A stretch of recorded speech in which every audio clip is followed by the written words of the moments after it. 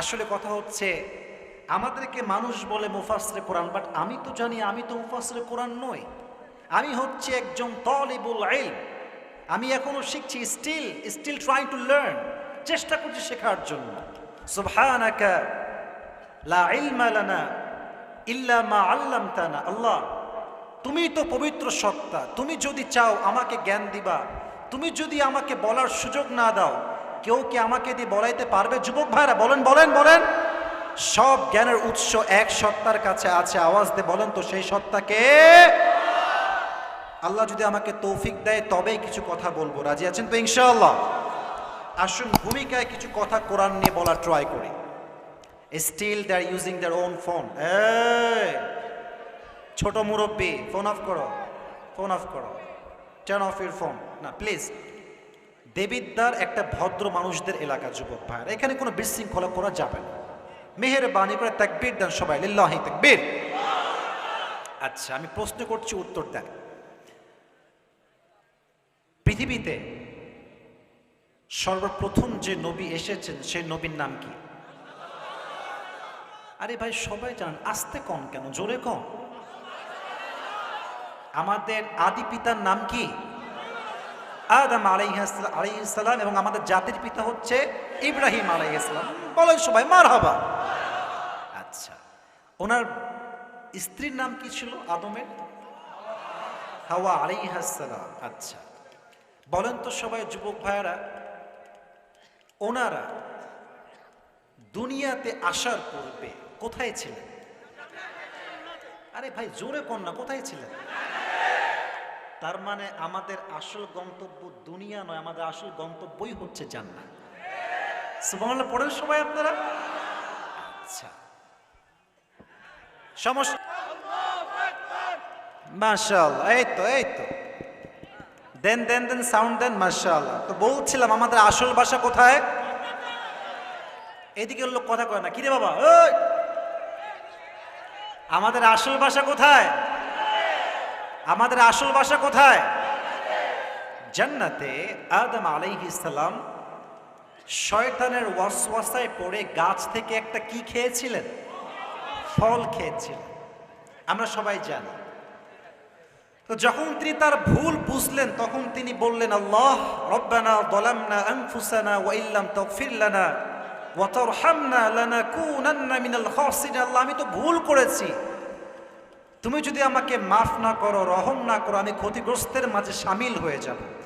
একটা কথা বোঝার ট্রাই করেন, তার বুদ্ধি কত বেশি ছিল, কতটা ইন্টেলেকচুয়াল পারসন তিনি ছিলেন। দেখবেন যে আমরা কারোর সঙ্গে বেইমানি করলে হয়তো মানুষ মাফ করতে পারে, বাট আগের মতো কিন্তু আর ভালোবাসে না যুবক ভাইরা, ঠিক কিনা বলেন? উনি বলছে, আল্লাহ শুধু মাফ করলেই হবে না, ওয়াতারহামনা, তুমি আমারে আগে যেমন ভালোবাসতা ঠিক তেমনই ভালোবাসতে হবে। সুবহানাল্লাহ পড়বেন না আপনারা সবাই? আচ্ছা, তো উনি যখন ক্ষমা চাইলেন আল্লাহ ওনাকে দুনিয়াতে পাঠালেন। আচ্ছা যুবক ভাইয়ারা একটু ভালো করে বলেন তো, যদি আল্লাহ আমাদেরকে হেদায়াত না দিতেন আমরা কি হেদায়াত পেতাম? যুবক ভাইয়ারা, নামাজে আমরা সব সময় একটা দোয়া আল্লাহর কাছে করি, ইহদিনাস সিরাতাল, একটু জোরে বলেন সবাই, ইহদিনাস সিরাতাল, আমি তোমার কাছে সঠিক সহজ সরল পথ চাই। হেদায়াত আসলে কি? আমি একটা এক্সাম্পল দিয়ে সূরায় ফিরে আসছি। হেদায়াত তাকে বলা হয়। আমরা আগেই জেনেছি আমাদের আসল বাসা কোথায়, জাহান্নামে না জান্নাতে? যাতে করে আমরা হেদায়াত প্রাপ্ত থাকি, সঠিক পথে চলি, এজন্য আল্লাহ দুটো জিনিস আমাদেরকে দিয়েছে, এক হচ্ছে নবী আর এক হচ্ছে কিতাব। বলেন সবাই কয়টা জিনিস? এক হচ্ছে নবী, দুই নাম্বার কিতাব। এই কোরআনে আল্লাহ তাআলা বলেছেন, ওয়াতাসিমু বিহাবলিল্লাহি জামিআন ওয়া লা তাফাররাকু। ও ইউ হু বিলিভড, যাদের বিশ্বাস আছে, তোমরা সবাই আল্লাহর দেওয়া রশিকে শক্ত করে ধরো, হোল্ড ফার্মলি, ওয়া লা তাফাররাকু, and do not become divided, তোমরা বিচ্ছিন্ন হয়ে যেও না। আমাদের দেশে তো মারামারির কোনো শেষ নাই, অমকে আহলে হাদিস, অমকে জামাত, অমকে চরমনাই, অমকে আলিয়া, অমকে কওমি। এবার স্পষ্ট এটা প্রমাণ হয়েছে 2024 সালে দল দিয়ে নয়, ঐক্যবদ্ধ হয়ে জালেমের বিরুদ্ধে আমাদের লড়াই করতে হবে যুবক ভাইরা, ঠিক কিনা বলেন? আল্লাহ বলছেন শক্ত করে ধরো, বিচ্ছিন্ন হয়ে যেও না। আচ্ছা, আল্লাহ বললেন আল্লাহর রশি, এটা কি কিতাব না রশি আসলে বলেন তো? এটা তো কিতাব, তো আল্লাহ বললেন কি রশি। আমি আবারও বলছি, আমার কথার গ্যাপ যেন না হয়, এটা কি আসলে কোনো রশি না কিতাব? কিন্তু আল্লাহ বললেন এটা কি? আল্লাহর কথার একটা সায়েন্টিফিকলি বেসড, বিজ্ঞানসম্মত কারণ যুবক ভাইরা আছে না নাই? ডেফিনেটলি আছে। কেন আছে দেখেন, আমাদের আসল বাসা হচ্ছে জান্নাতে, দুনিয়াটা হচ্ছে একটা কুয়ার, লুক লাইক এ ট্যানেল, একটা কুয়ার মতো। এখানে অনেক গ্রামের মুরব্বী আব্বাজানরা আমার আশেপাশে আছেন। আচ্ছা, কুয়া থেকে যখন আমরা পানি তুলি, আমরা কি দিয়ে তুলি? হ্যাঁ হ্যাঁ, বলেন বলেন সবাই, কি দিয়ে তুলি? বালতি এবং রশি। আচ্ছা, যদি আমি কুয়ায় পড়ে যাই, আমাকে কি দিয়ে তুলবে? রশি দিয়ে তুলবে। আচ্ছা, ভালো করে বুঝেন, আল্লাহর কথার ব্যাখ্যা কত সুন্দর। রশি যখন আপনাকে ফেলা হবে, দুটো শর্ত লাগবে। যে রশি আপনাকে ফেলেছে, এই রশি শক্ত হওয়া লাগবে। যদি শক্ত না হয় কি হবে? যখন টান দিবে কি হয়ে যাবে? ছিঁড়ে যাবে। আচ্ছা, সেকেন্ড শর্ত হচ্ছে যে রশি ধরে টান দিবে তার হাত মজবুত হওয়া লাগবে। যদি হাত শিথিল হয়ে যায় পড়ে যাবে। আচ্ছা, তাহলে আমরা রশি পেলাম কি? বল না সবাই, কি? আচ্ছা, এর মতো শক্ত রশি আর কিছু কি হতে পারে? শুনি নাই, এবারও শুনি নাই। আচ্ছা, এই রশি যিনি ধরে আছেন তিনি হচ্ছেন স্বয়ং আল্লাহ। আল্লাহর কুদরতি হাতের মতো শক্তিশালী হাত আর কোনোটা কি হতে পারে? জোরে বলুন, হতে পারে? হতে পারে। রশি ফেললেন আল্লাহ, রশি ধরলেন আল্লাহ, আমরা আছি কুয়ায়। আল্লাহ বলছেন রশি শক্ত করে ধরো, ছেড়ে দিও না, বিচ্ছিন্ন হয়ে যেও না। রশির গোড়ায় আছে আমার হাত, রশিকে শক্ত করে আমি আল্লাহ ধরে আছি।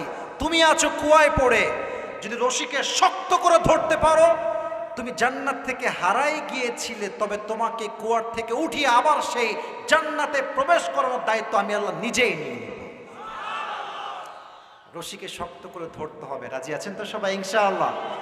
বলেন, মন খুলে বলেন সবাই ইনশাআল্লাহ। আসুন আমরা তাফসীরের দিকে ফিরে যাই। যদি সবাই হাদিয়া পাওয়ার ইচ্ছা থাকে, এখনই কানটা খাড়া করা। 5 সেকেন্ড আমি নীরবতা চাই, আমি কিছুই বলবো না। 5 সেকেন্ড নিজেকে স্থির করেন, সবাই চোখটা বন্ধ করেন। সবাই, আমিও করব, জাস্ট ফর 5 সেকেন্ডস। 5 সেকেন্ড সবাই জিকির করেন, 5 সেকেন্ড চোখ বন্ধ। সবাই চোখ খুলেন, সবাই একটা তাকবীর দেন, লিল্লাহি তাকবীর।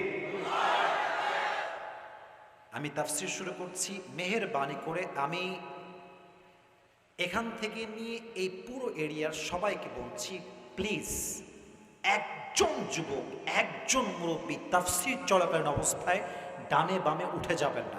সবাই হাত তুলে বলেন ইনশাআল্লাহ। হাত নামান। যে সূরা থেকে আমরা তাফসীর করব, সূরাটার নাম হচ্ছে সূরাতুত তাকাসুর। দেবিদ্বারের ভাড়া বলেন, সূরাটার নাম কি? এই সূরাটা কোরআনুল কারীমের 102 নাম্বার সূরা। বলেন সবাই, কয় নাম্বার সূরা? এত আস্তে কেন? বলেন সবাই, 100। এই সূরার আয়াত সংখ্যা হচ্ছে মোট 8টা। বলেন সবাই, কয়টা? প্রত্যেক সূরার 2টা চ্যাপ্টার। এভরি সূরা হ্যাজ 2 চ্যাপ্টার। নাম্বার 1 ইজ মাদানী, নাম্বার 2 ইজ মাক্কি। এই সূরাটা হচ্ছে মাক্কি পর্বে নাজিল হয়েছে। সুবহানাল্লাহ পড়বেন না সবাই? তাহলে আবার রিপিট করছি, রিপিট अगेन। সূরাটা কত নাম্বার সূরা?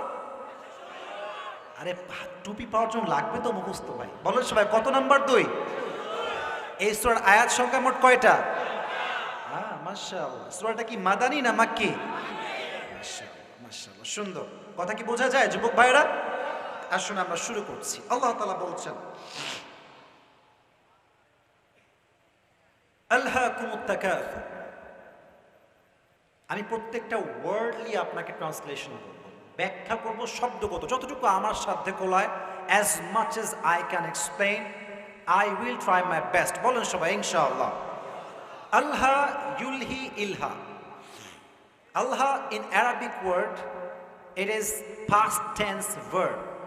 এটা হচ্ছে অতীত ক্রিয়া বোঝায়। অতীতে কোনো কাজ হয়েছে বোঝালে এটাকে হয় আল্লাহ।